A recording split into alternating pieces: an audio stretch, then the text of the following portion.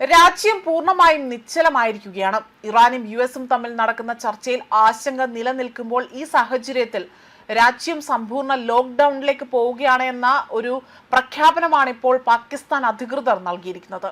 പതിവിലും വിപരീതമായി തന്നെ വലിയ രീതിയിൽ നിശബ്ദമായി തന്നെ ഇസ്ലാമാബാദ് കടന്നു പോകുന്നു എന്നതാണ് ഇവിടെ വ്യക്തമാകുന്നത്. അതായത് പാകിസ്ഥാനിൽ അല്പം പേടിയോടുകൂടിയുള്ള സൂചനകൾ, അവർക്ക് പേടിയുണ്ട് എന്ന തരത്തിലുള്ള സൂചനകളാണ് ഇതിനോടൊപ്പം തന്നെ പുറത്തു വന്നിരിക്കുന്നത്.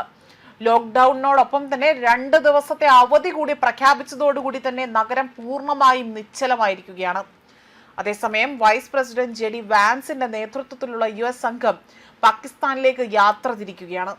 അതേസമയം ഇറാനുമായി വെടിനിർത്തൽ നിലനിൽക്കുമ്പോഴും ലെബനനിലെ ഹിസ്ബുള്ള കേന്ദ്രങ്ങൾക്ക് നേരെ ഇസ്രായേൽ ആക്രമണങ്ങൾ തുടരുകയാണ്. ഹിസ്ബുള്ളയിലേക്ക് അവിടെ ആ സ്ഥലങ്ങളിലേക്ക് അത് കേന്ദ്രീകരിച്ചുകൊണ്ട് ആക്രമണം നിലവിലെ വെടിനിർത്തൽ കരാറിന്റെ ഭാഗമല്ല എന്ന് ഇസ്രായേൽ പ്രതിരോധ മന്ത്രി ഇസ്രായേൽ കാറ്റ്സ് ഇവിടെ വ്യക്തമാക്കിയതാണ്. അതേപോലെ സമാധാന ശ്രമങ്ങളെ ഇത് ബാധിച്ചേക്കുമെന്നും ആശങ്കകൾ ഉയരുന്നുണ്ട്. ഫെബ്രുവരി 28-ന് ഇസ്രായേലും അമേരിക്കയും ഇറാനെതിരെ വ്യോമാക്രമണം നടത്തിയതിനെ തുടർന്നാണ് മേഖലയിൽ സംഘർഷം രൂക്ഷമായിരിക്കുന്നത്. മറുപടിയുമായി ഇസ്രായേലിന് നേരെ ഇറാന്റെ മിസൈൽ ആക്രമണങ്ങളും തുടരുന്നുണ്ട്.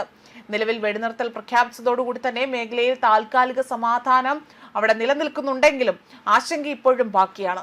അതിനിടെ തന്നെ US പ്രസിഡന്റ് ഡൊണാൾഡ് ട്രംപ് നെതന്യാഹുവിന് പിന്തുണയുമായി രംഗത്ത് വന്നിട്ടുണ്ട്.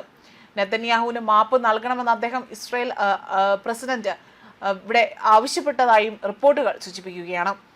നേരത്തെ തന്നെ US ഇറാനും തമ്മിൽ 2 ആഴ്ചത്തെ വെടിനിർത്തൽ ധാരണ ഉണ്ടായിരുന്നു.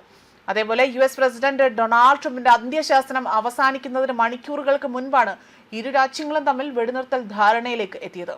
ട്രംപ് മുന്നോട്ട് വെച്ച വെടിനിർത്തൽ പദ്ധതി ഇറാൻ അംഗീകരിക്കുകയായിരുന്നു. പാകിസ്ഥാൻ പ്രധാനമന്ത്രി ഷെഹബാസ് ഷെരീഫ്, ഫീൽഡ് മാർഷൽ അസീം മുനീർ എന്നിവരുമായുള്ള ചർച്ചകളുടെ അടിസ്ഥാനത്തിൽ അവിടെ ഇറാനിലേക്ക് നടത്തിയിരുന്ന വിനാശകരമായ സൈനിക നീക്കം അത് നിർത്തുകയാണ് എന്ന് ട്രംപ് അറിയിച്ചിരിക്കുകയാണ്. പാകിസ്ഥാൻ പ്രധാനമന്ത്രിയുടെയും സംയുക്ത സൈനിക മേധാവിയുടെയും അഭ്യർത്ഥനയുടെ അടിസ്ഥാനത്തിലും ഹോർമുസ് കടലിടുക്ക് പൂർണ്ണമായും തുറക്കുമെന്ന ഇറാന്റെ ഉറപ്പിന്മേലുമാണ് 2 ആഴ്ചത്തെ വെടിനിർത്തൽ പ്രഖ്യാപനം എന്നതാണ് ഇവിടെ ഡൊണാൾഡ് ട്രംപ് അറിയിച്ചിരിക്കുന്നതും. ന്യൂസ് ഡെസ്ക് കർമ്മ ന്യൂസ്.